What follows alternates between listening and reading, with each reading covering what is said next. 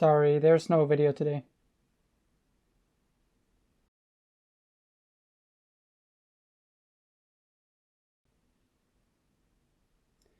But while you're already here, I might as well tell you a little story. According to all known laws of aviation, there is no way a bee should be able to fly.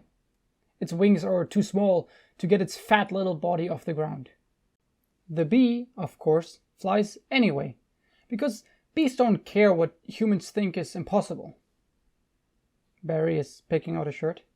Yellow, black, yellow, black, yellow, black, yellow, black.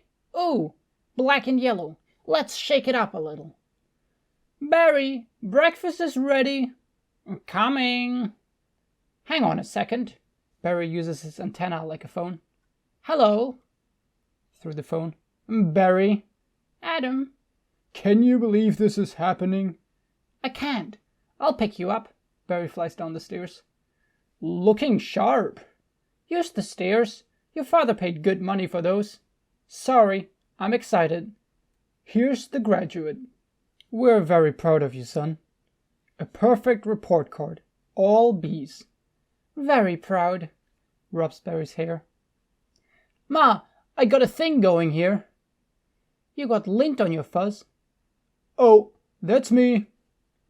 Wave to us. We'll be on row 118,000. Bye. Barry flies out the door. Barry, I told you, stop flying in the house. Barry drives through the hive and is waved at by Adam, who is reading a newspaper. Hey, Adam. Hey, Barry. Adam gets in Barry's car. Is that fuzz gel? A little. Special day. Graduation. Never thought I'd make it. Barry pulls away from the house and continues driving. 3 days grad school. 3 days high school. Those were awkward. 3 days college. I'm glad I took a day and hitchhiked around the hive. You did come back different. Barry and Adam pass by Artie, who is jogging. Hi, Barry. Artie, growing a mustache? Looks good. Hear about Frankie? Yeah. You going to the funeral? No, I'm not going to his funeral. Everybody knows. Sting someone, you die. Don't waste it on a squirrel. Such a hothead. I guess he could have. Just gotten out of the way. The car does a barrel roll on the loop-shaped bridge and lands on the highway. I love this, incorporating an amusement park into our regular day. I guess that's why they say we don't need vacations. Barry parallel parks the car and together they fly over the graduating students. Boy, quite a bit of pomp under the circumstances. Barry and Adam sit down and put on their hats. Well, Adam, today we are men. Adam. We are. Be men. Amen. Barry and Adam. Hallelujah. Barry and Adam both have a happy spasm. Students, first faculty, distinguished bees, please welcome Dean Buswell. Welcome, new hive OAT, graduating class of 9. That concludes our ceremonies and begins your career at Onyx Industry. Will we pick our jobs today? Adam and Barry get into a tour bus. I heard it's just orientation. Tour buses rise out the ground and the students are automatically loaded into the buses. Heads up, here we go. Keep your hands and antennas inside the tram at all times. Wonder what it'll be like. A little scary. Welcome to the Honex, a division of Honesco and a part of the Hexagon Group. This is it. Wow. Wow. The bus drives down a road, and on either side are the bees' massive, complicated honey-making machines. We know that you, as a bee, have worked your whole life, to get to the point where you can work for your whole life. Honey begins when our valiant pollen jocks bring the nectar to the hive. Our top-secret formula is automatically color-corrected, scent-adjusted, and bubble-contoured into this soothing, sweet syrup, with its distinctive golden glow you know as honey. The guide has been collecting honey into a bottle, and she throws it into the crowd on the bus, and is caught by a girl in the back. That girl was hot. She's my cousin. She is? Yes, we're all cousins. Right. You're right. At Hanex, we constantly strive to improve every aspect of bee existence. These bees are stress testing a new helmet technology. The bus passes by a bee wearing a helmet who is being smashed into the ground with fly sweaters, newspapers, and boots. He lifts a thumbs up, but you can hear him groan. What do you think he makes? Not enough. Here we have our latest advancement, the Krellman. They pass by a turning wheel with bees standing on pegs, who are each wearing a finger-shaped hat. Wow, what does that do? Catches that little strand of honey that hangs after you pour it. Saves us millions. Can anyone work on the Krellman? Of course, most bee jobs are small ones, but bees know that every small job, if it's well done, means a lot. But choose carefully, because you'll stay in the job you pick for the rest of your life. Everyone claps, except for Barry. The same job the rest of your life? I didn't know that. What's the difference? You'll be happy to know that bees, as a species, haven't had one day off in 27 million years. Barry's upset. So, you'll just work us to death? We'll sure try. We'll sure try. Everyone on the bus laughs except Barry. Barry and Adam are walking back home together. Wow, that blew my mind. What's the difference? How can you say that? One job forever? That's an insane choice to have to make. I'm relieved. Now we only have to make one decision in life. But, Adam, how could they never have told us that? Why would you question anything? We're bees. We're the most perfectly functioning society on Earth. You ever think maybe things work a little too well here? Like what? Give me one example. Barry and Adam stop walking, and it is revealed to the audience that hundreds of cars are speeding by and narrowly missing them in perfect unison. I don't know, but you know what I'm talking about. Please clear the gate. Royal Nectar Force on approach. Wait a second. Check it out. The pollen jogs fly in, circle around, and landing in line. Hey, those are pollen jogs. Wow. I've never seen them this close. They know what it's like outside the hive. Yeah, but some don't come back. Girl bees. Hey, jogs! Hi, jogs! Woo! The pollen jogs hook up their backpacks to machines that pump the nectar to trucks, which drive away. Lula Duva. You guys did great! You're monsters! You sky freaks! I love it! Punching the pollen jogs in joy. I love it! I wonder where they were. I don't know. Their day's not planned. Outside the hive, flying who knows where, doing who knows what. You can't just decide to be a pollen jog. You have to be bred for that. Right. Barry and Adam are covered in some pollen that floated off of the pollen jogs. Look at that. That's more pollen than you and I will ever see in a lifetime. It's just a status symbol. Bees make too much of it. Perhaps, unless you're wearing it, and the ladies see you wearing it. Barry waves at two girls standing a little away from them. Those ladies? Aren't they our cousins too? Distant. Look at these two. Couple of hive harriers. Let's have fun with them. It must be dangerous being a pollen jog. Yeah, once a bear pinned me against a mushroom. He had a paw on my throat, and with the other he was slapping me. Slaps Adam with his hand to represent his scenario.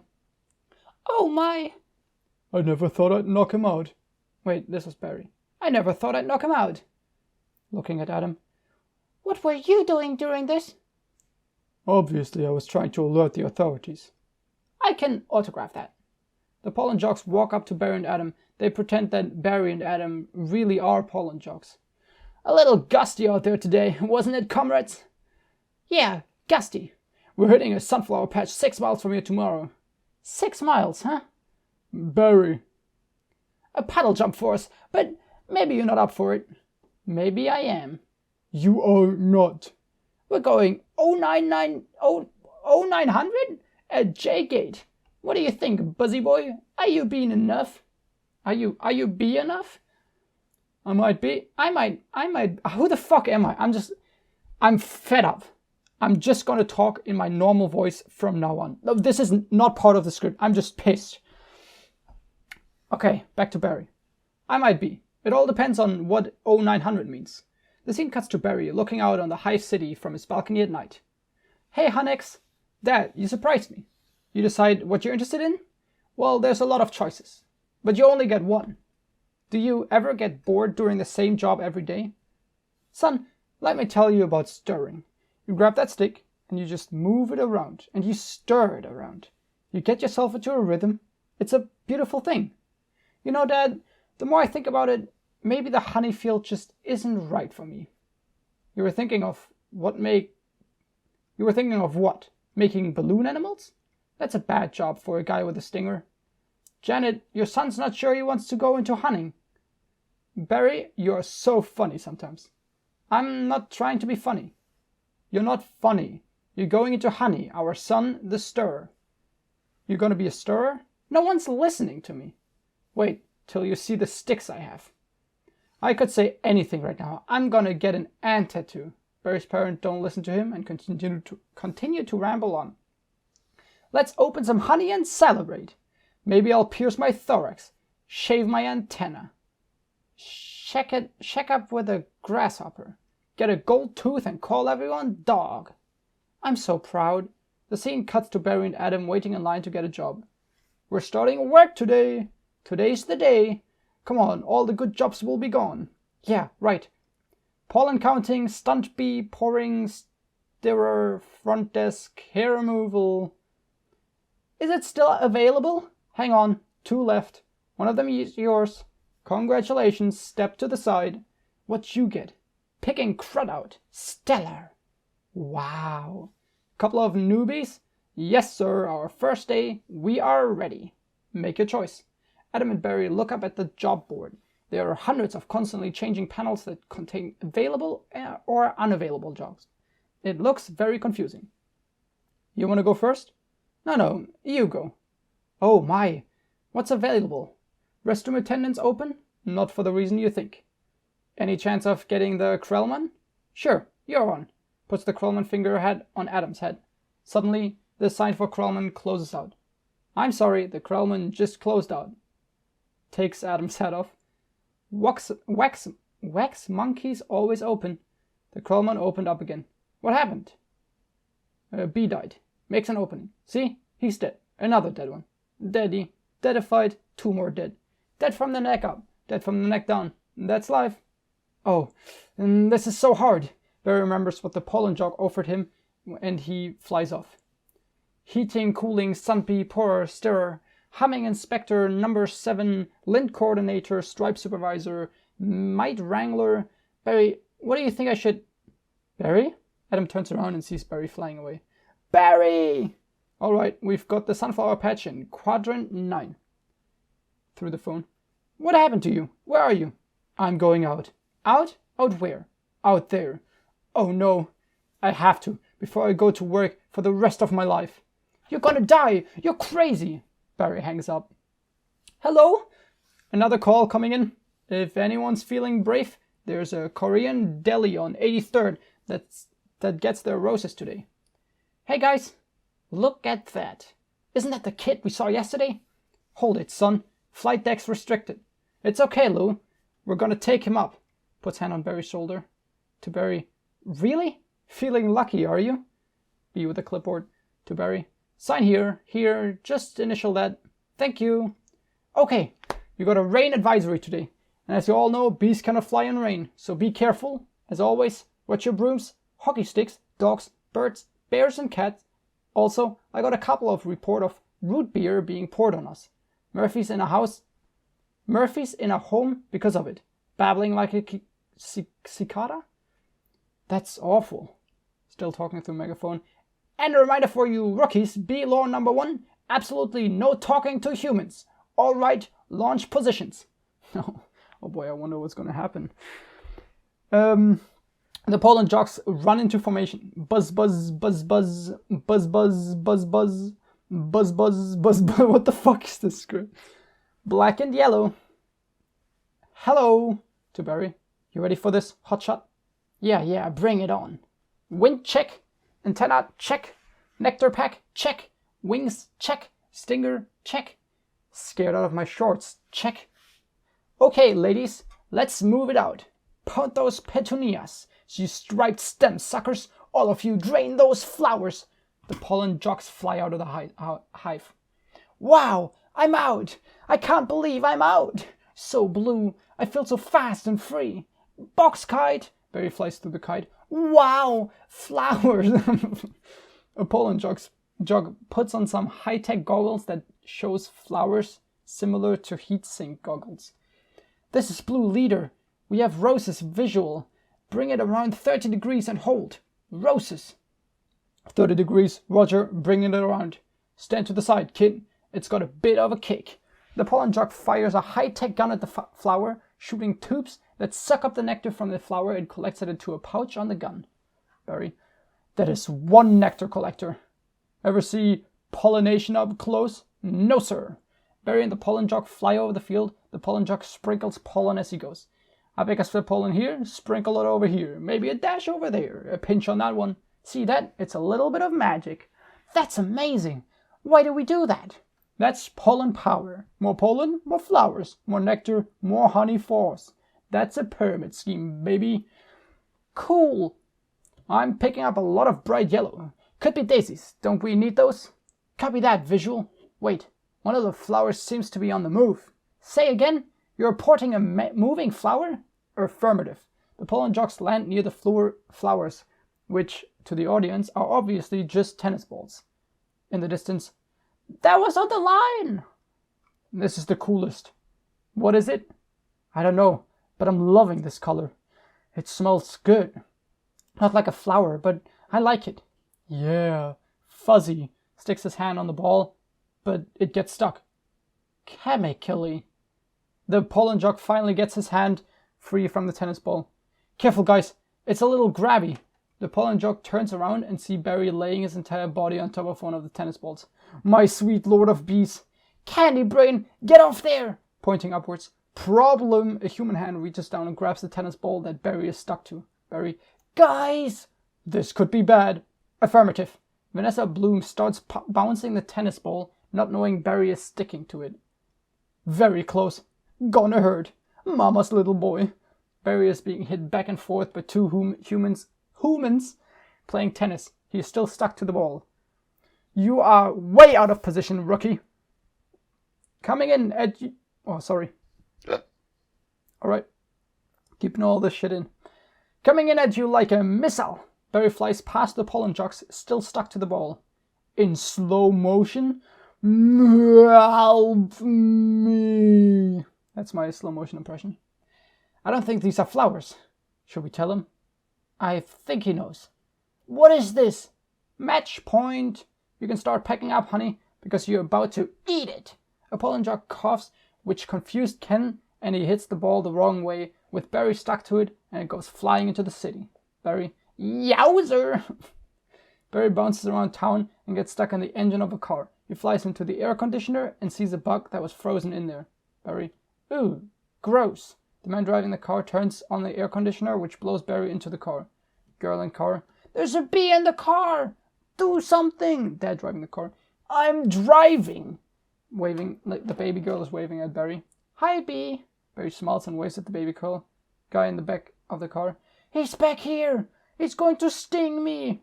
Nobody move! If you don't move, he won't sting you! Freeze! Barry freezes as well, hovering in the middle of the car. Grandma in the car. He blinked! The grandma whips out some bee spray and sprays everywhere in the car, climbing into the front seat, still trying to spray Barry. Spray him, Granny! What are you doing? Barry escapes the car through the air conditioner and is flying high above the ground, safe. Barry. Wow, the tension level out there is unbelievable. Barry sees that storm clouds are gathering and he can see rain clouds moving into this direction. I gotta get home. Can't fly in rain. Can't fly in rain. And raindrop hits Barry and one of his wings is damaged. Can't fly in rain. A second raindrop hits Barry again and he spirals downward. Mayday, mayday, bee going down. WW2 plane sound effects are played as he plummets and he crash lands on a plant inside an apartment near the window. Vanessa Bloom. Ken, could you close the window, please? Ken. Hey, check out my new resume. I made it into a fold-out brochure. You see, folds brochure, resumes out. Folds brochure resume out. Folds out. What? Ken closes the window, trapping Barry inside. Oh no, more humans. I don't need this. Barry tries to fly away, but smashes into the window and falls again. What was that? Barry keeps trying to fly out the window, but he keeps being knocked back because the window is closed. Maybe this time. This time. This time. This time. This time. This drapes. Barry taps the glass. He doesn't understand what it is. That is diabolical. It's fantastic. It's got all my special skills, even my top 10 favorite movies. What's number 1? Star Wars? Nah, I don't go for that. Ken makes finger guns and makes pew pew pew sounds and then stops. Kind of stuff. Barry, no wonder we shouldn't talk to them. They're out of their minds. Ken, when I leave a job interview, they're flabbergasted. Can't believe what I say. Barry, looking at the light on the ceiling. There's the sun. Maybe that's a way out. Starts flying towards the light bulb. I don't remember the sun having a big 75 on it. Barry hits the light bulb and falls into the dip on the table that the humans are sitting at. I predicted global warming. I could feel it getting hotter. At first I thought it was just me. And he dips a chip into the bowl and scoops up some dip with Barry on it and is about to put it in his mouth. Wait! Stop! B! Oh. And he drops the chip with Barry in fear and backs away. All the humans freak out. Stand back! These are winter boots! Ken has winter boots on his hands and he's about to smash the bee, but Vanessa saves him last second. Wait! Don't kill him! Vanessa puts Barry in a glass to protect him. You know I'm allergic to them. This thing could kill me. Why does his life have less value than yours? Why does his life have any less value than mine? Is that your statement? I'm just saying all life has value. You don't know what he's capable of feeling. Vanessa picks up Ken's brochure and puts it under the glass so he can carry Barry. Sorry, I don't know why that's so funny. So she can carry Barry back to the window. Damn, that's an alliteration. Barry looks at Vanessa in amazement. Ken, my brochure! Vanessa, there you go, little guy. Vanessa opens the window and lets Barry out, but Barry stays back and is still shocked that a human saved his life. I'm not scared of him. It's an allergic thing. Put that on your resume, brochure. My whole face could puff off. Make it one of your special skills. Knocking someone out is also a special skill. Ken walks to the door. Right. Bye, Vanessa. Thanks. Vanessa, next week, yogurt night. Vanessa, what? Sure, Ken. You know, whatever. Vanessa tries to close the door. Ken, you could put carob chips in there. Bye. Closes door, but Ken opens it again. Supposed to be less calories. Bye. Closes door. Fast forward to the next day. Barry is still inside the house. He flies into the kitchen where Vanessa is doing dishes. Barry talking to himself. I gotta say something. She saved my life. I gotta say something. All right, here it goes. Turns back. Nah. What would I say? I could really get in trouble. It's a bee law. You're not supposed to talk to a human. I can't believe I'm doing this. I've got to. Barry disguises himself as a character on a food can as Vanessa walks by again. Oh, I can't do it. Come on. No. Yes. No. Do it. I can't. How should I start it? Barry strikes a pose and wiggles his eyebrows. You like jazz? No, that's no good. Vanessa is about to walk past Barry. Here she comes. Speak, you fool. Hi. Vanessa gasps and drops the dishes in fright and notices Barry on the counter. I'm sorry. You're talking. Yes, I know. Pointing at Barry. You're talking. I'm so sorry. No, it's okay. It's fine. I know, I'm dreaming. But I don't recall going to bed. Well, I'm sure this is very disconcerting. This is a bit of a surprise to me. I mean, you're a bee. I am, and I'm not supposed to be doing this. Pointing to the living room where Ken tried to kill him last night, but they were all trying to kill me. And if it wasn't for you, I had to thank you. It's just how I was raised. Vanessa stabs her hand with a fork. Gets super fucking brutal. Blood sprays everywhere. Vanessa... No, I'm sorry. Vanessa stabs her hand with a fork to test whether she's dreaming or not. That was a little weird. No, wait. That was a little weird. I'm talking with a bee. Yeah, I'm talking to a bee. And the bee is talking to me. I just want to say I'm grateful. I'll leave now. Barry turns to leave. Wait, how did you learn to do that? Barry flying back. What? The talking thing. Barry. Same way you did, I guess. Mama, Dada, honey, you pick it up. That's very funny. Yeah, bees are funny. If we didn't laugh, we'd cry with what we have to deal with. Anyway, can I get you something? Like what? I don't know. I don't know. Coffee? Dude, whoever wrote this was fucking horny. Ugh. I don't want to put you out. It's no trouble. It takes 2 minutes. It's just coffee. I hate to impose. Vanessa starts making coffee. Don't be ridiculous. Actually, I would love a cup. Hey, you want rum cake? I shouldn't. Have some. No, I can't. Come on. I'm trying to lose a couple micrograms. Where? These stripes don't help. You look great. I don't know if you know anything about fashion. Are you alright? Pouring coffee on the floor and missing the cup completely. No. Flash forward in time, Barry and Vanessa are sitting together at a table on top of the apartment building drinking coffee. Oh my god. He's making the tie in the cab as they're flying up Madison. He finally gets there. He runs up the steps into the church. The wedding is on, and he says, Watermelon? I thought you said Guatemala. Why would I marry a watermelon? Barry laughs, but Vanessa looks confused. Is that a bee joke? That's the kind of stuff we do. Yeah, different. So what are you gonna do, Barry? Fuck me? Sorry. Barry stands on top of a sugar cube, floating his coffee and paddles it around with a straw like it's a gondola. About work? I don't know. I want to do my part of the hive, but I can't do it the way they want. I know how you feel. You do? Sure. My parents wanted me to be a lawyer or a doctor, but I wanted to be a florist. Really? My only interest is flowers. Our new queen was just elected with that same campaign slogan. Anyway, if you look, Barry points to a tree in the middle of Central Park. There's my hive right there. See it? You're in Sheep Meadow? Yes, I'm right off the turtle pond. No way, I know that area. I lost a toe ring there once. Why do girls put rings on their toes? Why not? It's like putting a hat on your knee. Maybe I'll try that. A custodian installing a light bulb looks over at them. To his perspective, it looks like Vanessa's talking to a cup of coffee on the table. Custodian. You alright, ma'am? Oh yeah, fine. Just having 2 cups of coffee. Barry.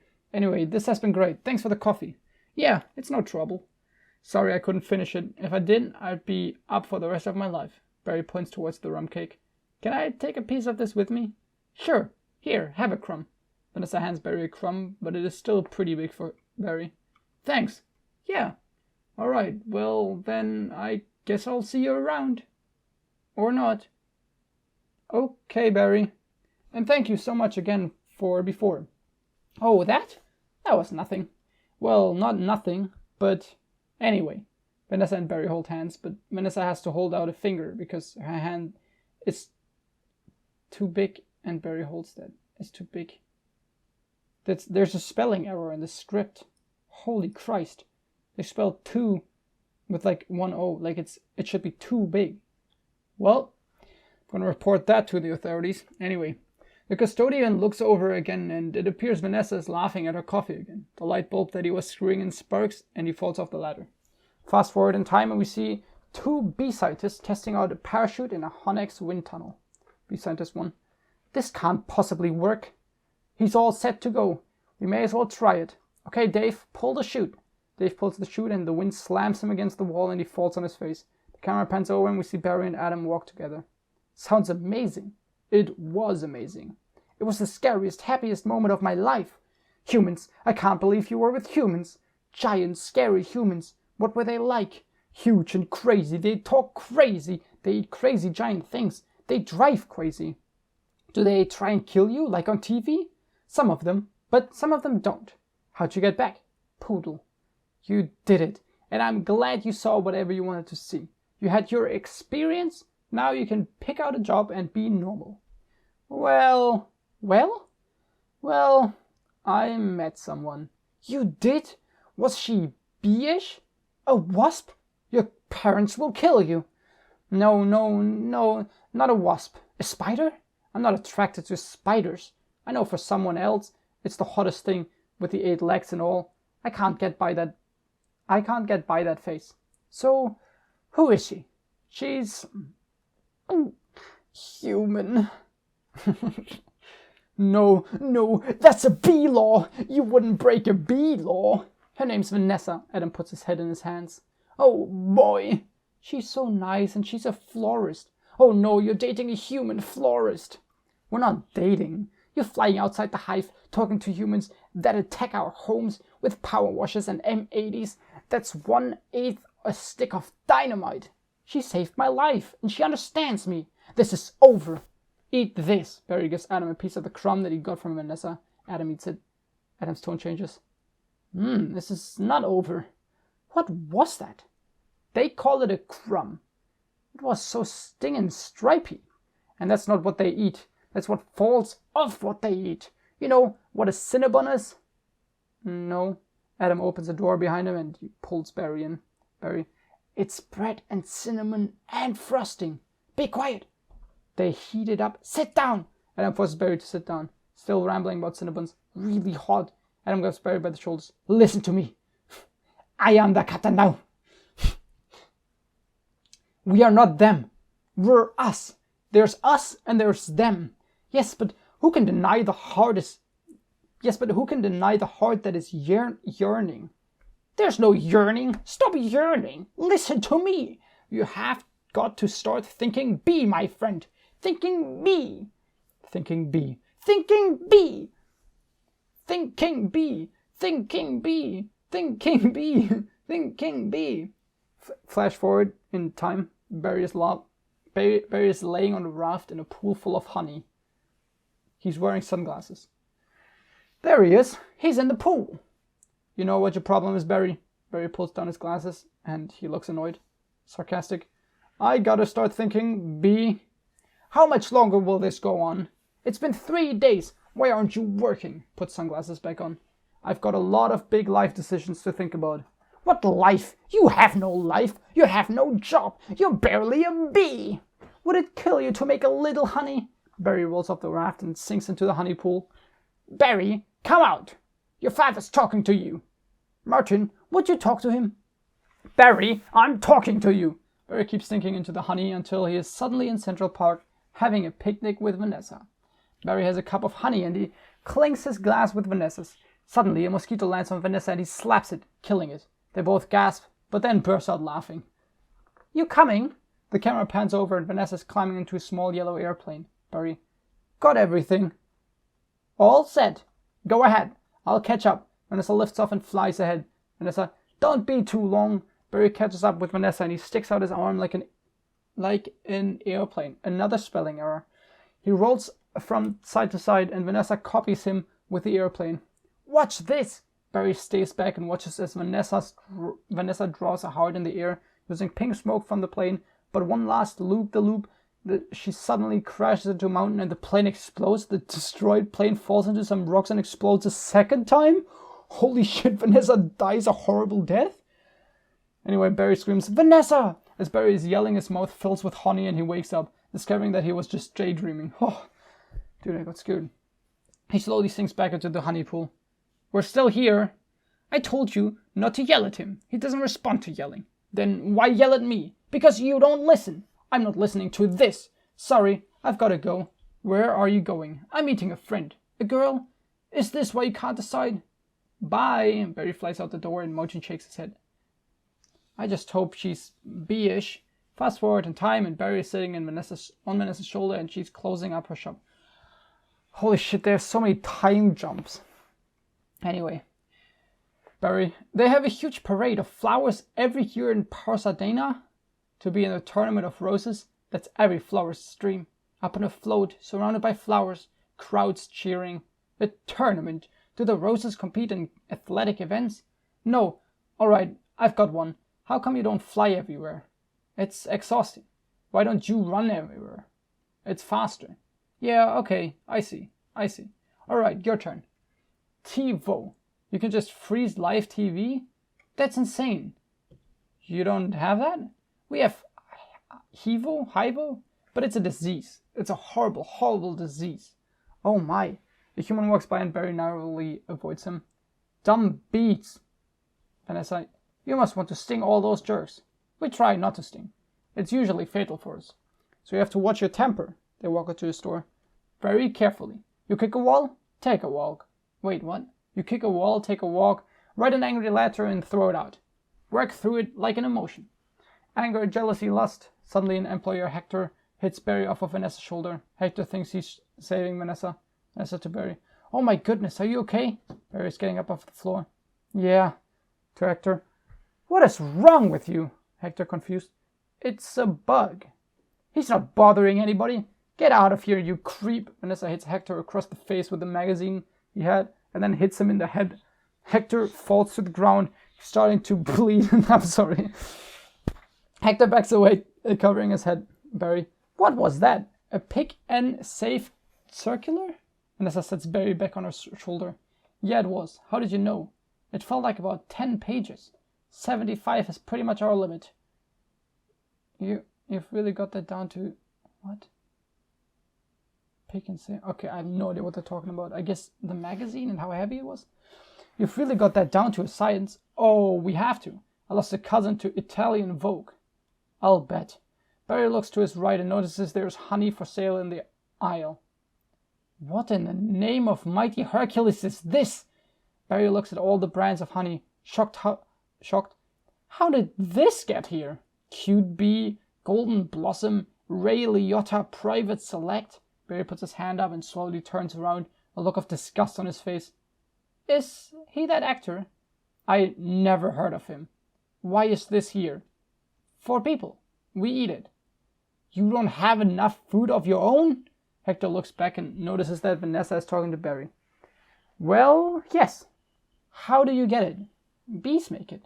I know who makes it, and it's hard to make it. There's heating, cooling, stirring. You need a whole Krellman thing. It's organic.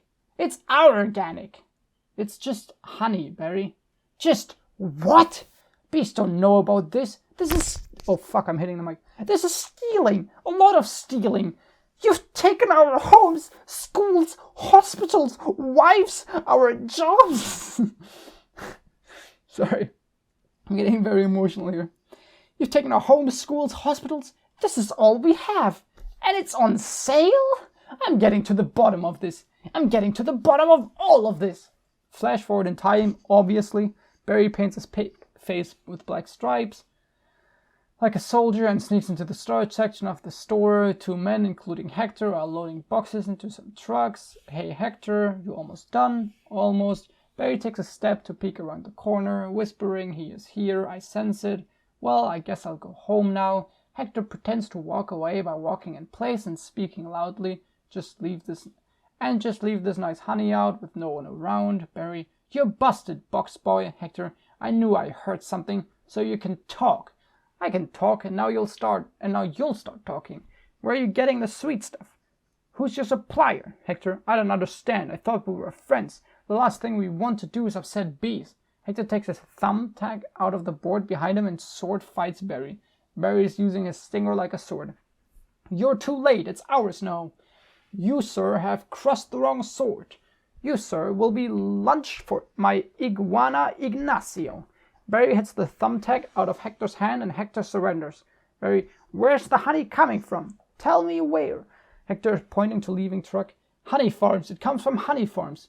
Barry chases after the truck, but it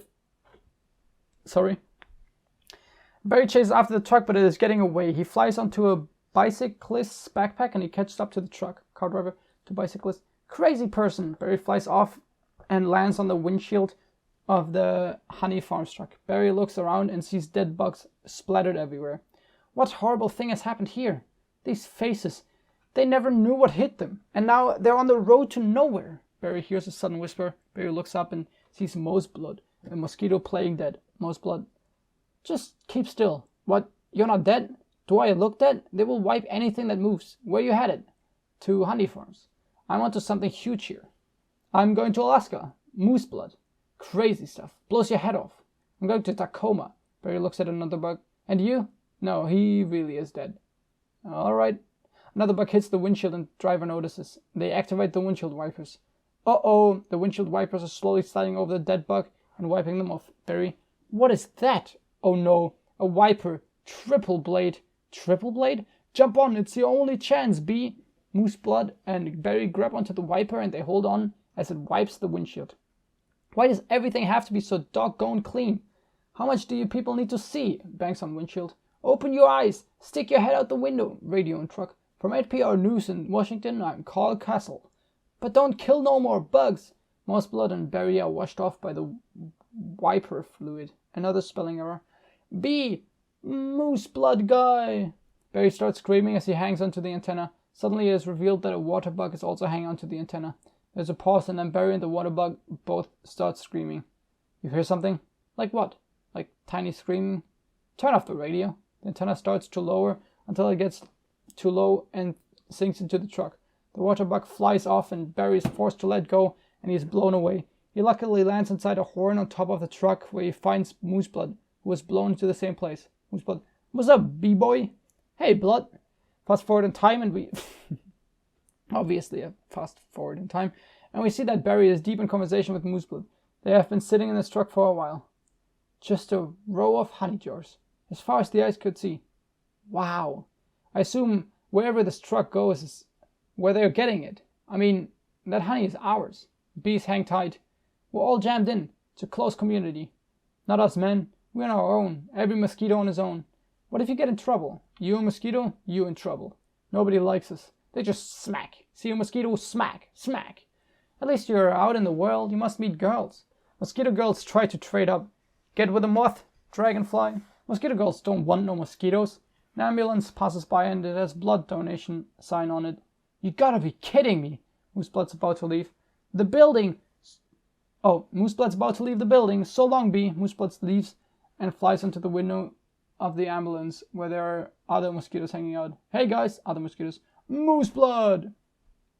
Moose Blood, I knew I'd catch y'all down here. Did you bring your crazy straw? This truck grows out of view and Barry notices that the truck he's on is pulling into a cab of some sort.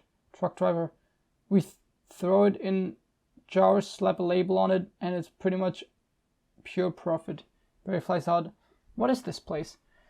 Beekeeper number 1. A bee's got a brain the size of a pinhead. They are pinheads. Pinhead, check out the new smoker. Oh, sweet. That's the one you want. The Thomas 3000. Smoker? 90 puffs a minute, semi-automatic, twice the nicotine, all the tar. A couple breaths of this knocks them right out. They make the honey and we make the honey. They make the honey and we make the money? Oh, the money. Oops. The beekeeper sprays hundreds of cheap miniature apartments with the smoker. The bees are fainting or passing out. Oh my! What's going on? Are you okay? Barry flies into one of the apartments and helps a bee couple get off the ground. They are coughing and it's hard for them to stand. Yeah, it doesn't last long. Do you know you're in a fake hive with fake walls? Our queen was moved here. We had no choice. The apartment room is completely empty except for a photo on the wall of the queen, who is obviously a woman in women's clothes. This is your queen? That's a woman. No, that's a man in women's clothes.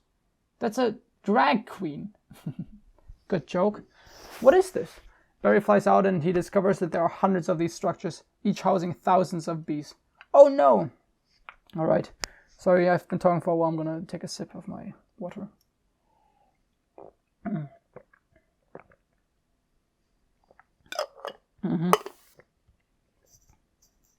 Alright, I've just now realized that this is halfway done. This is a dumb video, a dumb idea. And I regret everything. But I have to continue for the joke. Otherwise this video is stupid if I only read half the B-movie script. Alright, true G if you listened until here. Let's continue. There's hundreds of them. Barry takes out his camera and takes pictures of these bee work camps. The beekeepers look very evil in these depictions. Bee honey. Our honey is being brazenly stolen on a massive scale. This is worse than anything bears have done. I intend to do something. Flash forward in time. And Barry is laying dead in his coffin. It is time for him to pass. Flash forward in time, and Barry is showing these pictures to his parents. Oh, Barry, stop. Who told you humans are taking our honey? That's a rumor. Do these look like rumors? Holds up the pictures. That's a conspiracy theory. These are obviously doctored photos. How did you get mixed up in this? He's been talking to humans. What? Talking to humans? He has a human girlfriend and they make out. Make out? Barry! We do not. You wish you could. Whose side are you on? The bees, Uncle Carl. He has been sitting in the back of the room this entire time. I dated a cricket once in San Antonio. These crazy legs kept me up all night. Barry, this is what you want to do with your life? I want to do it for all of our lives. Nobody works harder than bees. Dad, I remember you coming home so overworked your hands were still stirring. You couldn't stop. I remember that. What right do they have to our honey? We live on 2 cups a year. They put it in lip balm for no reason whatsoever. Even if it's true, what can one bee do? Sting them where it really hurts. In the face, the eye, that would hurt. No. Up the nose? That's a killer. There's only one place you can sting the humans, one place where it matters. Flash forward a bit in time, and it's the end of the movie. And we're watching the B News. B News narrator. Hive at 5, the Hive's only full-hour action news source. No more bee beards, with Bob Bumble at the anchor desk. Weather with Storm Stinger, sports with Buzz Larvey and Jeanette Chung. Good evening, I'm Bob Bumble. And I'm Jeanette Chung. A tri-country bee, Barry Benson, intends to sue the human race for stealing our honey, packaging it, and profiting from it illegally. Tomorrow night on Beat Larry King, we'll have 3 former queens here in our studio discussing their new book, Classy Ladies, out this week on Hexagon. The scene changes to an interview on the news with B version of Larry King and Barry. Tonight we're talking to Barry Benson. Did you ever think I'm a kid from the Hive? I can't do this. I'll take a sip, 1 second.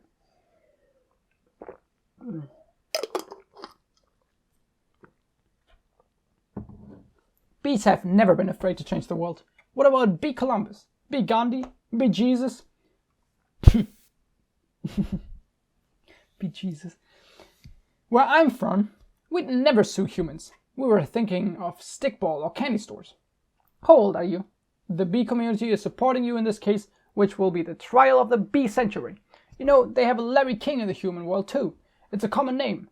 Next week, he looks like you and he has a show in suspenders and colored dots. Next week, glasses quotes in the bottom from the guests even though they just heard him. Bear next week. Bear week next week. There's Scary Harry and here, life. B. Larry King gets annoyed and flies away off screen.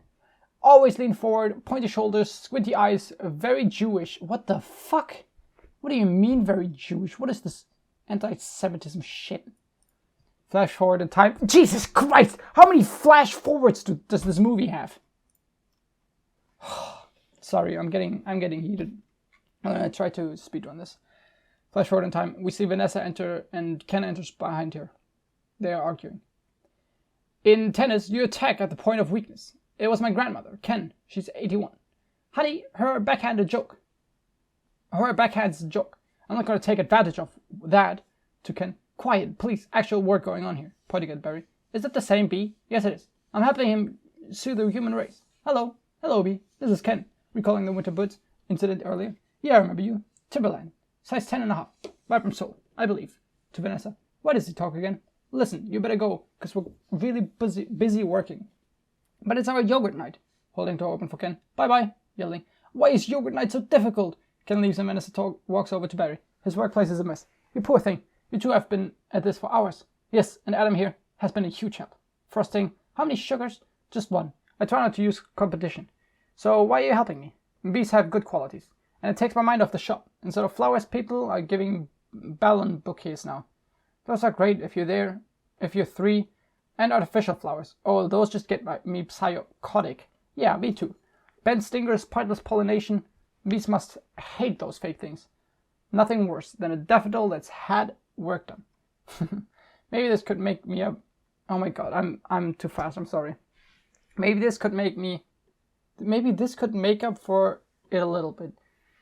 This lawsuit's a pretty big deal, I guess. You sure you want to go through with it? Am I sure?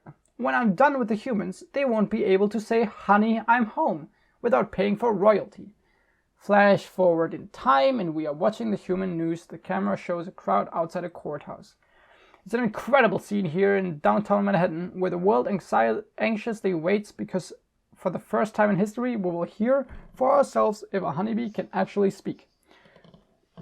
We're no longer watching through a news camera now. What have we gotten into here, Barry? It's pretty big, isn't it? Looking at the hundreds of people around the courthouse, I can't believe how many humans don't work during the day. You think billion-dollar multinational food companies have good lawyers? Everybody needs to stay behind the barricade. A limousine drives up and a fat man, Leighton Montgomery, a honey industry owner, gets out and walks past Barry. What's the matter? I don't know, I just gotta chill. Fast forward in time, and obviously, and everyone is in the court. Well, if it isn't the B team, two honey industry lawyers, you boys work on this? All right, the Honorable Judge Bumbleton presiding. Judge Bumbleton. All right, case number 4475. Superior Court of New York, Barry B. Benson versus the honey industry is now in session. Mr. Montgomery, you're representing the 5 food companies collectively? A privilege. Mr. Benson, you're representing all the bees of the world? Everyone looks closely. They are waiting to see if a bee can really talk. Barry makes several buzzing sounds to sound like a bee. I'm kidding. Yes, Your Honor. We're ready to proceed. Mr. Montgomery, your opening statement, please. Ladies and gentlemen of the jury, my grandmother was a simple woman. Born on a farm, she believed it was man's divine right to benefit from the bounty of nature. God put it before us. If we lived in the topsy-turvy world Mr. Benson imagines, just think of what it would mean.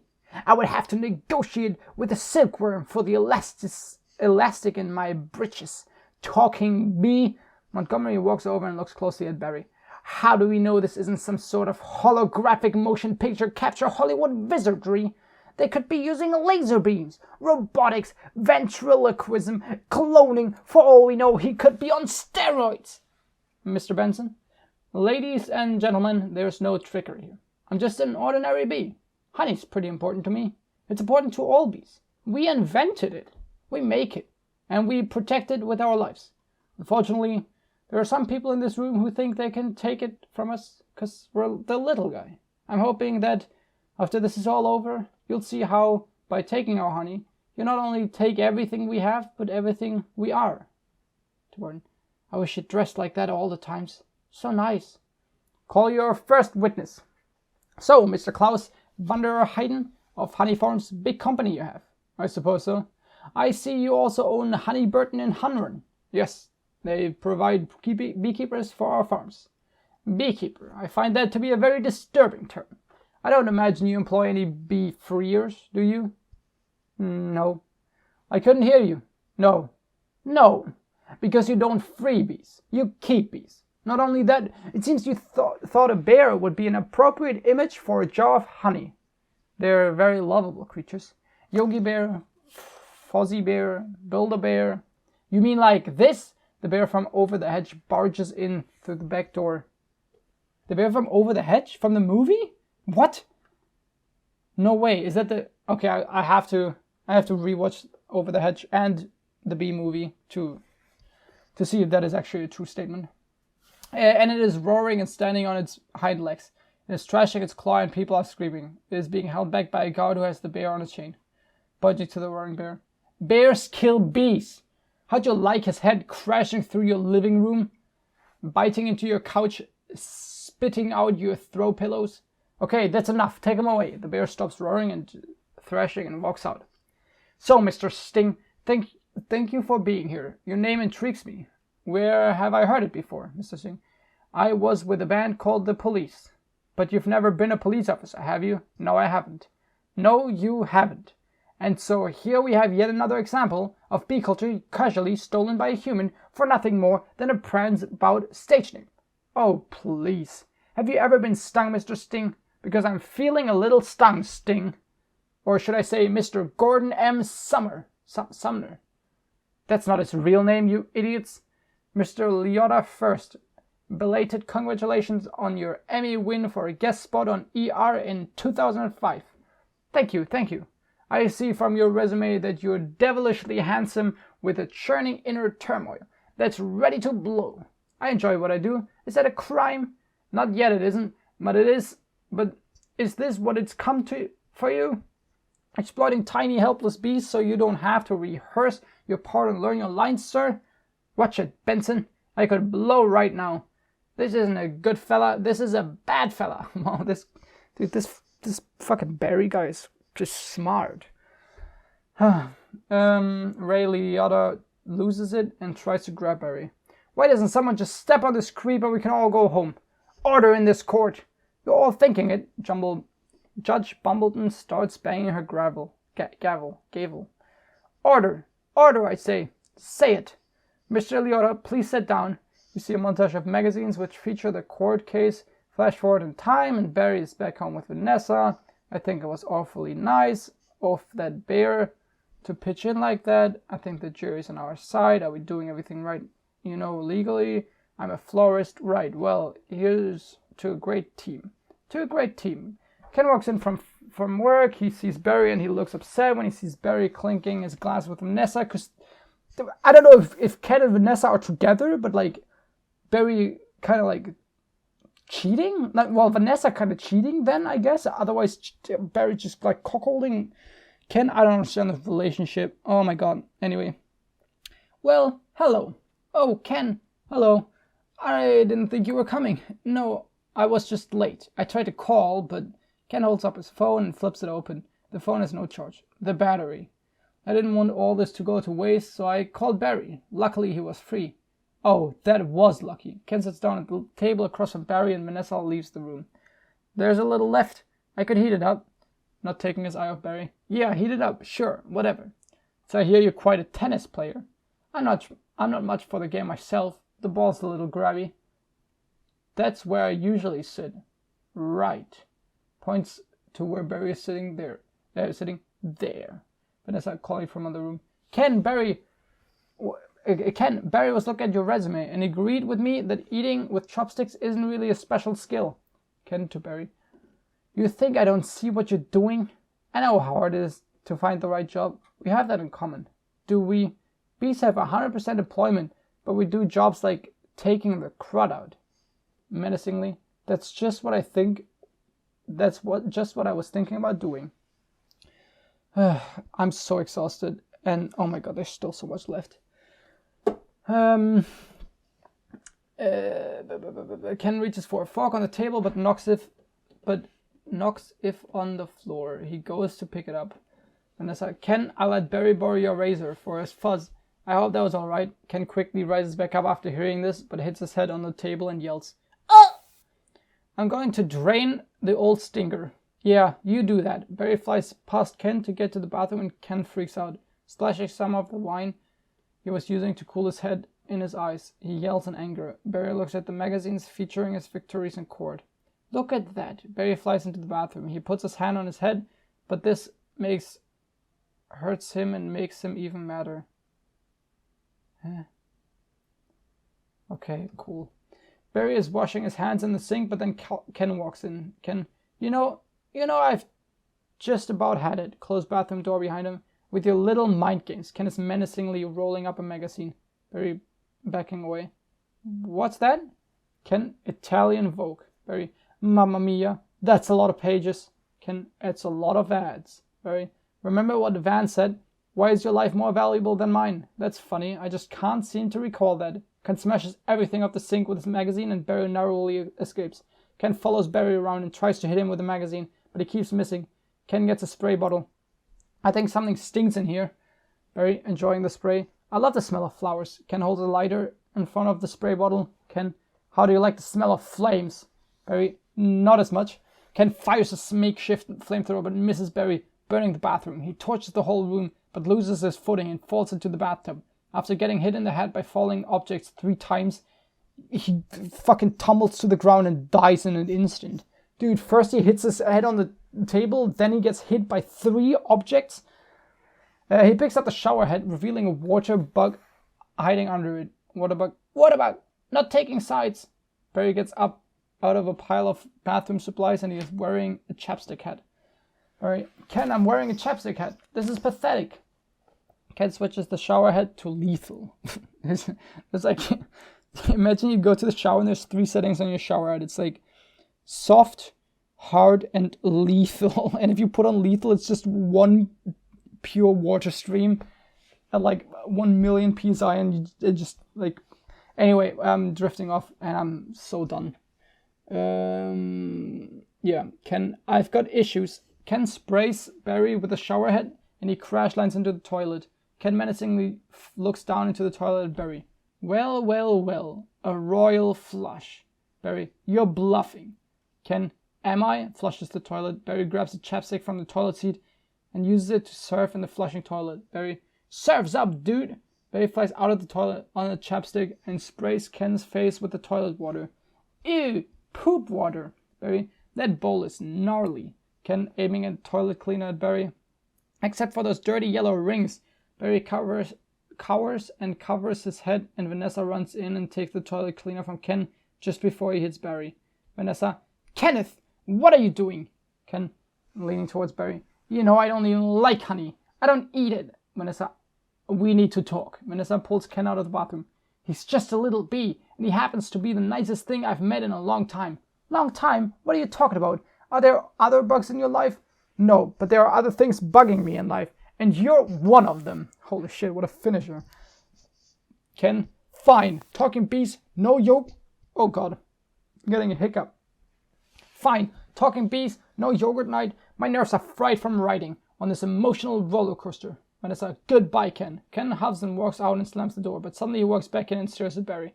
And for your information, I prefer sugar-free artificial sweeteners made by man. Ken leaves again and Vanessa leans in towards Barry. Vanessa, I'm sorry about all that. Ken walks back in again. I know it's got an aftertaste. I like it. Ken leaves for the last time. Vanessa, I always felt there was some kind of barrier between Ken and me. I couldn't overcome it. Oh well, are you okay for the trial, Barry? I believe Mr. Montgomery is about out of ideas. Flash forward in time, and Barry, Adam, and Vanessa are back in court. Montgomery, we would like to call Mr. Barry Benson B to the stand. Adam, good idea. You can really see why he's considered one of the best lawyers. Barry stares at Adam. Yeah, lawyer. Layton, you've got to weave some magic with this jury, or it's gonna be all over. Montgomery, don't worry. The only thing I have to do to turn this jury around is to remind them of what they don't like about bees. Lawyer, you got the tweezers? Lawyer, are you allergic? Only to losing, son, only to losing. Mr. Benson B, I'll ask you what I think we'd all like to know. What exactly is your relationship, to that woman? We're friends. Good friends? Yes. How good? Do you live together? Wait a minute.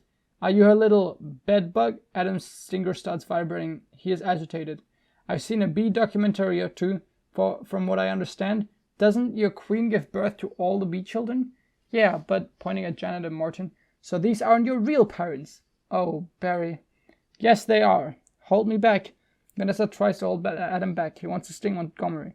You're an illegitimate bee, aren't you, Benson? Adam. He's denouncing bees. Don't y'all date your cousins? Montgomery leans over on the jury stand and stares at Adam. Objection! Vanessa raises her hand to object, but Adam gets free. He flies straight at Montgomery. Adam, I'm going to pincushion this guy. Adam, don't. That's what he wants. Adam stings Montgomery in the butt and he starts thrashing around. Montgomery, oh, I'm hit. Oh, lordy, I am hit. Judge Pendleton banging gavel. Order, order. Montgomery overacting. The venom is coursing through my veins. I've been felled by a winged beast of destruction. You see, you can't treat them like equals. They're striped savages. Stinging's the only way they know. It's their way. Adam, stay with me. I can't feel my legs. Overreacting and throwing his body around the room, with Angel of Mercy will come forward to suck the poison from my heaving buttocks. I will have order in this court. Order, order, please. Flash forward in time and we see a human news reporter. Oh my god. The case of the honeybees versus the human race took a pointed turn against the bees. Yesterday, when one of the legal teams stung Layton T. Montgomery, Adam is laying in the hospital and Barry flies in to see him. Barry, hey buddy. Hey. Is there much pain? Yeah. I blew the whole case, didn't I? It doesn't matter. What matters is your life. You could have died. I'd better be off dead. Look at me. A small plastic sword has replaced Adam's stinger. They got it from the cafeteria downstairs in a tuna sandwich. Look, there's a little celery still on it. Flicks off the celery in size. What was it like to sting someone? I can't explain it. It was all adrenaline and then ecstasy. All right. You think it was all a trap? Of course. I'm sorry. I flew us right into this.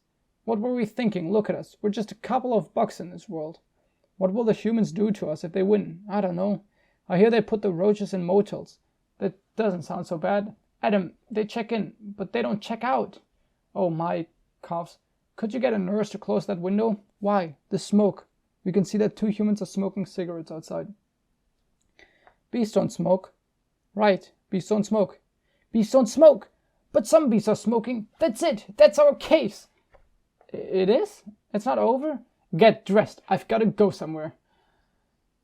Get back to the court and stall any way you can. Let's flash forward in time, and Adam is making a paper boat in the courtroom. Adam, and assuming you've done step 29 correctly, you're ready for the tub. We see that the jury have each made their own paper boats after being taught how by Adam.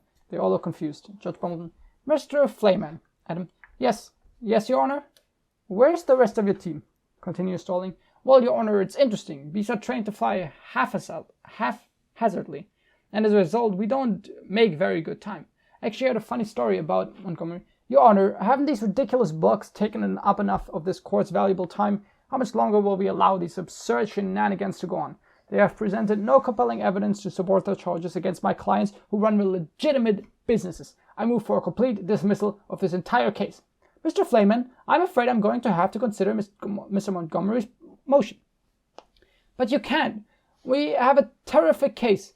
Montgomery, where's your proof? Where's your evidence? Show me the smoking gun. Barry flies in through the door. Hold it, Your Honor. You want a smoking gun? Here is your smoking gun. Okay, this is going to get epic. Vanessa walks in holding a bee smoker. She sets it down on the judge's podium. Judge Bumbleton. What is that, Barry? It's a bee smoker. Picks up smoker. What's this? This harmless little... Oh, what? This harmless little contraption? This couldn't hurt a fly, let alone a bee. Montgomery accidentally fires it at the bees in the crowd, and they faint and cough. Dozens of reporters start taking pictures of the suffering bees. Look at what has happened. To bees who have never been asked smoking or none, this is what nature intended for us? To be forcibly addicted to smoke machines and man-made wooden slat work camps? Living out our lives as honey slaves to the white man? Oh my god. Barry points to the honey industry owners. One of them is an African American, so he awkwardly separates himself from the others. Oh, nice. A racial joke. Oh yeah. What are we gonna do? He's playing the species card. Ladies and gentlemen, please, free the bees. Adam and Vanessa, free the bees. Free the bees. Bees in crowd, free the bees. Human jury, free the bees. Free the bees. Judge Bumbleton, the court finds in favor of the bees. Barry, Vanessa, we won. Vanessa, I knew you could do it. High five. Vanessa hits Barry and slams him into the desk. Barry dies in an instant. The movie ends. Vanessa hits Barry hard because her hand is too big. Sorry. Overjoyed. I'm okay. You know what this means? All the honey will finally belong to the bees. Now we won't have to work so hard all the time. Montgomery, this is an unholy perversion of the balance of nature, Benson. You'll regret this. Montgomery leaves and Barry goes outside the courtroom. Several reporters start asking Barry questions. Barry, how much honey is out there? All right, one at a time. Barry, who are you wearing? Where? My sweater is Ralph Lauren and I have no pants. Dude, put that fucking quote on a t-shirt. Barry flies outside with the paparazzi and Adam and Vanessa stay back. Adam to Vanessa. What if Montgomery is right? What do you mean? We've been living the bee way a long time. 27 million years. Flash forward in time and Barry is talking to a man. Congratulations on your victory. What will you demand as a settlement? First, we'll demand a complete shutdown of all bee work camps. As Barry is talking, we see a montage of men putting close tape over the work camps and freeing the bees in the crappy apartments. Then we want back the honey. That was ours to begin with. Every last drop. Men in suits are pushing all the honey up the aisle and into carts. We demand an end to the glorification of the bear as anything more. We see a statue of a bear-shaped honey container being pulled down by bees. Then a filthy, smelly, bad breath stink machine. We're all aware of what they do in the woods. We see Winnie the Pooh sharing his honey with Piglet in the crosshairs of a high-tech sniper rifle. What? They're They're gonna murder Winnie the Pooh? Barry's looking through binoculars. Wait for my signal. Take him out. When he gets hit by a sniper shot right to his head. No, when he gets hit by a tranquilizer dart and dramatically falls off the log he was standing on, his tongue hanging out. Piglet looks at Pooh in fear and the sniper takes the honey. Sniper, he'll have nausea for a few hours, then he'll be fine. Flash forward in time. Barry, and we will no longer tolerate B-negative nicknames. Mr. Sting is sitting at home until he is taken out of his house by the men in suits. But it's just their prance about stage name, unnecessary inclusion of honey in bogus health products, and la-di-da human tea time snack garnishments. Old lady is mixing honey into her tea, but suddenly men in suits smash her face down on the table and take the honey. I bet that, yeah, okay, whatever. I imagine that way too gruesome. Probably it was tastefully done in the movie, but anyway. The old lady can't breathe. A honey truck pulls up to Barry's hive worker. Bring it in, boys. Hold it right there. Good. And tap it. Tons of honey is being pumped into the hive storage. Bee worker 1. Honey flows from the cup. Mr. Boswell, we've just passed 3 cups, and there's gallons more coming. I think we need to shut down. Shut down? We've never shut down. Shut down honey production. Stop making honey. And the bees all leave their stations. 2 bees run into a room and they put the keys into a machine. Turn your key, sir. 2 worker bees dramatically turn their keys, which opens the button which they press, shutting down the honey making machines. This is the first time this has ever happened. Bee, what do we do now? Flash forward in time and the bees about to jump into a pool full of honey. Cannonball! The bee gets stuck in the honey and we get a short montage of bees leaving work. We see the pollen jugs flying, but one of them gets a call on its antenna through the phone. We're shutting honey production. Mission abort. Aborting pollination and nectar detail. Returning to base. The pollen jugs fly back to the hive. We get a time lapse. Central Park slowly wilting away as the bees all relax. Adam, you wouldn't believe how much honey was out there. Oh yeah? What's going on? Where is everybody? The entire street is deserted. Are they out celebrating? They're home. They don't know what to do. Laying out, sleeping in. I heard your Uncle Carl was on his way to San Antonio with a cricket. At least we got our honey back. Sometimes I think, so what if humans liked our honey? Why wouldn't? Who wouldn't? It's the greatest thing in the world. I was excited to be part of making it. This was my new desk. This was my new job. I wanted to do it really well. And now you fucked it up, Barry. You fucked up my life. You fucked up every bee's dream. You fucked up the society. You fucked up this movie. Go home, Barry. Go home. I never want to talk to you again. Flash forward in time and Barry is talking to Vanessa. Barry, I don't understand. Why they're not happy. I thought their lives would be better. They're doing nothing. It's amazing. Honey really changes people. Vanessa, you don't have any idea what's going on, do you? What did you want to show me? I'm pregnant, Barry. Vanessa shows her big belly. 3 months. No, I don't know. I'm going insane. Jesus Christ, please end this. What did you want to show me? Vanessa takes Barry to the rooftop where they first had coffee and points to her store. This, points at her flowers. They're all grey and wilting. What happened here? That is not the half of it. Small flash forward in time. Just this time? Hey, this time it's just a small flash forward in time. Vanessa and Barry are on the roof of her store and she points to Central Park. We see that Central Park is no longer green and colorful, rather it is grey, brown and dead-like. It is very depressing to look at. Oh no. Oh my. They're all wilting. It doesn't look very good, does it? No. And whose fault do you think this is? You know, I'm gonna guess bees. Staring at Barry. Bees?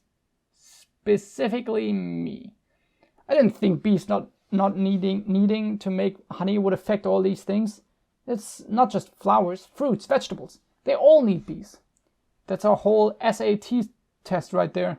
Take our produce that affects the entire animal kingdom, and then, of course, the human species. So if there's no more pollination, it could all just go south here, couldn't it? I know this is also partly my fault. How about us? What? Sorry, what am I... Oh, holy shit, no, they're not joking. How about a suicide pact? How do we do it? I'll sting you, you step on me, that just kills you twice. Yeah. Oh my god, fuck. It's been 1 hour and 15, and that was the first actually good joke.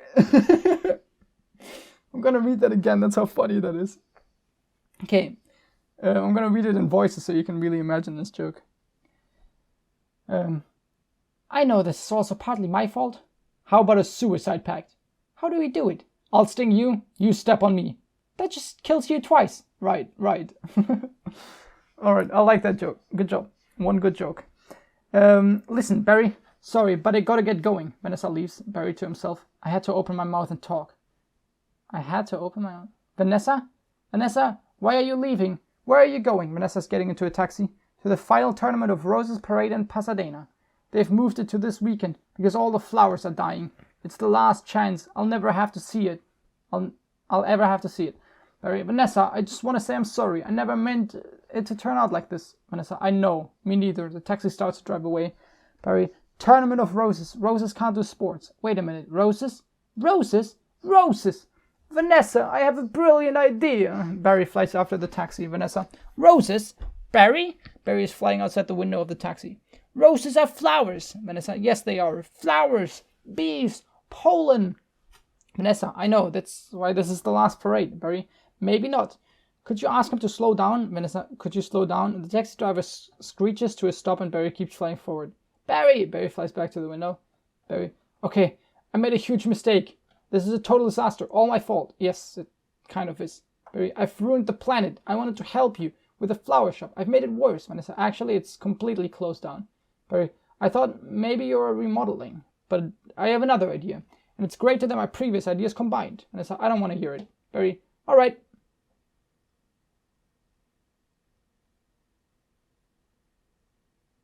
Okay, just kidding. Vanessa, I don't want to hear it. Barry, all right. They have the roses. The roses have the pollen. I know every bee, plant, and flower but in this park. All we gotta do is get what they've got back here with what we've got. Bees. Vanessa, park. Barry, pollen. Vanessa, flowers. Barry, repollination. Vanessa, across the nation. What is this a plan? Are they connecting? What's the plan? Tournament of Roses, Pasadena, California. They've got nothing but flowers, floats, and cotton candy. Security will be tight. Barry, I have an idea. Flash forward in time. Vanessa is about to board a plane which has all the roses on board. Vanessa Bloom, FTD, holds out badge, official floral business. It's real. Security guard, sorry ma'am, nice brooch. Vanessa, thank you, it was a gift.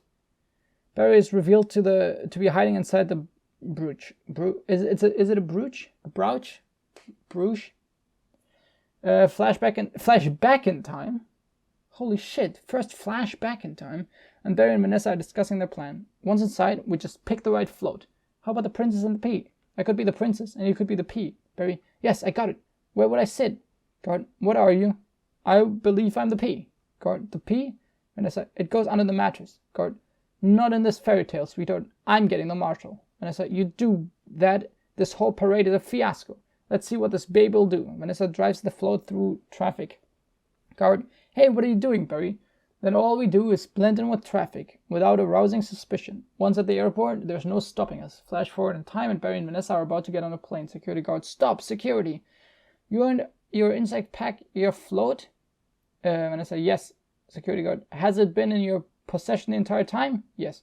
Would you remove your shoes? To Barry, remove your stinger. Barry, it's part of me. Security guard, I know, just having some fun. Enjoy your flight. Barry plotting with Vanessa.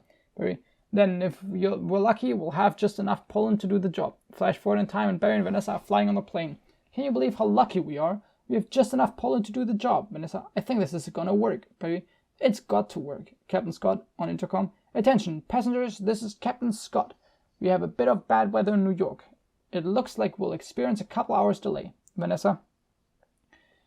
Barry, these are cut flowers with no water. They'll never make it. Barry, I gotta get up there and talk to them. Vanessa, be careful. Barry flies right outside the cockpit door.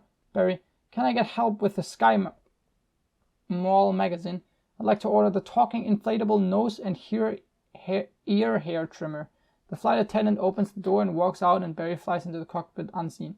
Barry, Captain, I'm in a real situation. Captain Scott, what'd you say, Hal? Co-pilot Hal, nothing. Scott notices Barry and freaks out. Captain Scott, B! Barry, no, don't freak out. My entire species. Captain Scott gets out of his seat and tries to suck Barry into a handheld vacuum.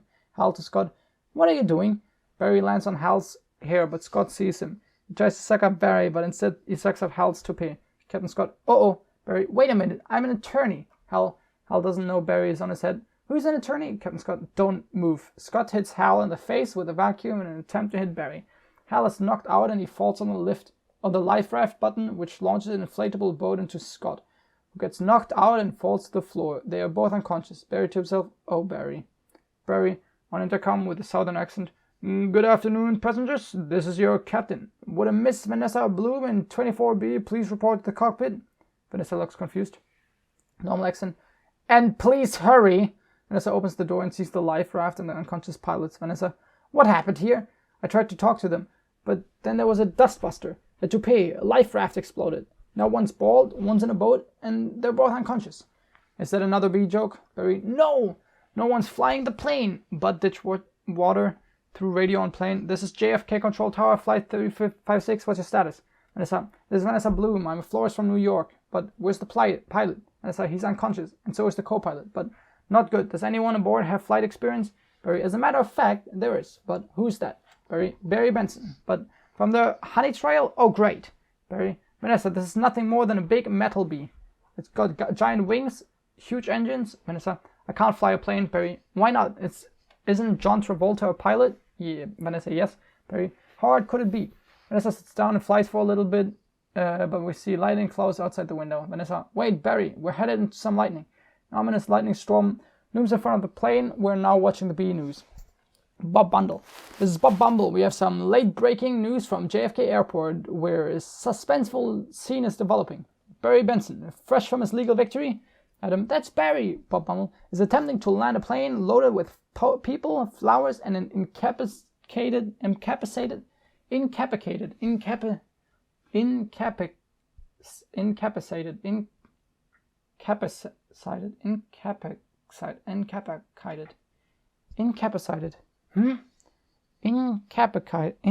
what the fuck? Oh no, my brain is melting. Incapacitated.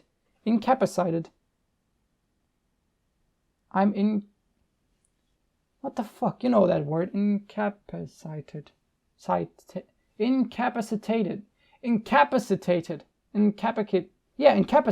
I think. An incapacitated flight crew.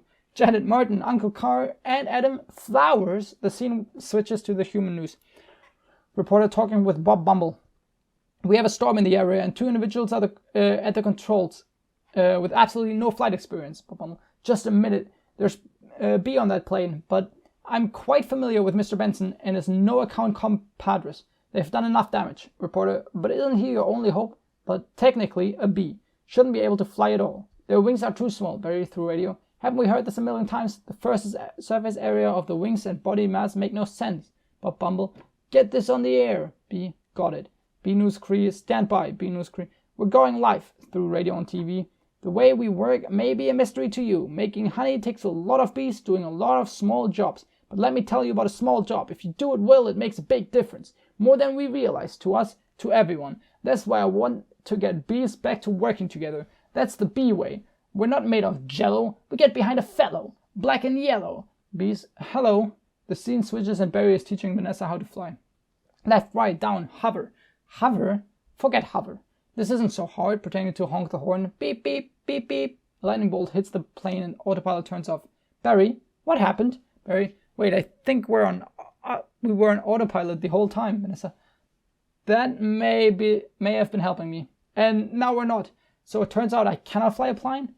The plane plummets, but we see Lulu, Duva, and the pollen jugs, along with multiple other bees flying towards the plane. All of you, let's get behind this fellow. Move it out. Move out. The scene switches back to Vanessa and Barry in the plane. Our only chance is if I do what I do. You copy me with the wings on the plane. Barry sticks out his arms like an airplane and flies in front of Vanessa's face. Vanessa, don't have to yell. I'm not yelling. We're in a lot of trouble. It's very hard to concentrate with that panicky tone of your voice. It's not a tone. I'm panicking. I can't do this. Barry slaps Vanessa. Vanessa, pull yourself together. You have to snap out of it. Vanessa slaps Barry. You snap out of it. Barry slaps Vanessa. You snap out of it. Vanessa, you snap out of it. Barry, you snap out of it. You see that all the pollen jugs are flying out of the plane. Vanessa, you snap out of it. Barry, you snap out of it. Vanessa, you snap out of it. Barry, you snap out of it. I'm not joking. This is how many times they did it. Vanessa, hold it. Barry, why? Come on, it's my turn. Vanessa, how is the plane flying? The plane is now safely flying. Vanessa, I don't know. Barry's antenna rings like a phone. Barry picks up. Barry, hello. Through the phone. Benson, got any flowers for happy occasions in there? All of the pollen jocks are carrying the plane. Come on, like, okay, here's the thing. This movie has like a bee talking, and like there's so much bullshit in this movie. But now they're trying to tell me that there's like 8 bees carrying an entire plane. That's where I stop believing. You know, before everything was possible, this is bullshit. Anyway, the pollen jocks, they do get behind a fellow, black and yellow. Hello. All right, let's drop this tin can on the blacktop. Barry, where? I can't see anything. Can you? No, nothing. It's all cloudy. Come on, you got to think, Barry. Thinking bee. On the runaway, there are millions of bees laying on their backs. Bees. Thinking bee. Barry, wait a minute. I think I'm feeling something. Vanessa, what? I don't know. It's strong, pulling me like a 27 million-year-old instinct.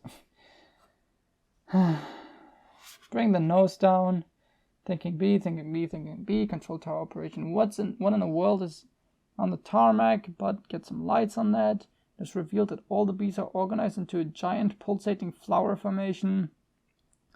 Bees are yelling, thinking bee. Barry, Vanessa, aim for the flower. Vanessa, okay. Barry, out the engines. We're going in on bee power. Ready, boys? Affirmative. Good. Easy now. That's it. Land on that flower. Ready. Full reverse. Spin it round. The plane's nose is pointed at a flower painted on a nearby plane. Not that flower, the other. Vanessa, which one? Barry, that flower. The plane is now pointed at a fat guy in a flowered shirt. He freaks out and tries to take a picture of the plane. Vanessa, I'm aiming at the flower. Barry, that's a fat guy in a flowered shirt. I mean the giant pulsating flower made of millions of bees. Now that's comedy. The plane hovers over the bee flower. Pull forward, nose down, tail up, rotate around it. Vanessa, this is insane, Barry. Barry, this is the only way I know how to fly. But am I cuckoo, or is this plane flying in an insect-like pattern? The plane is unrealistically hovering and spinning over the bee flower. I like how even the script is like, yeah, this is unrealistic, by the way. Just so everyone knows. This is totally unrealistic. Get your nose in there. Don't be afraid. Smell it. Full reverse. Just drop it. Be a part of it. Aim for the center. Now drop it in. Drop it in, woman. Come on already. Drop it in, woman. The bees scatter and the plane safely lands. Barry, we did it. You taught me how to fly. Yes. Vanessa's about to high-five Barry. No high five. Vanessa, right. Adam.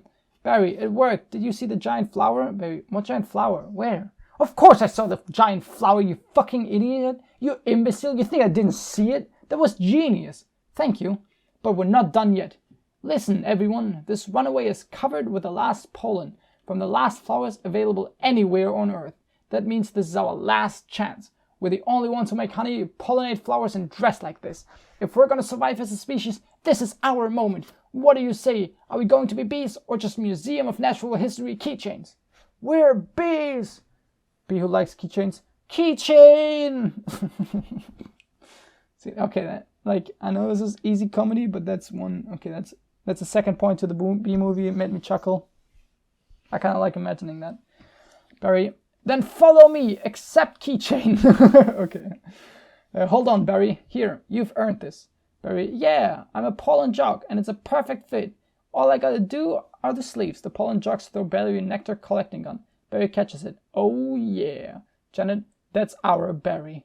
Barry and the pollen jocks get pollen from the flowers on the plane. Flash forward in time, and the pollen jocks are flying over New York City. Barry pollinates the flower in Vanessa's shop, and then heads to Central Park.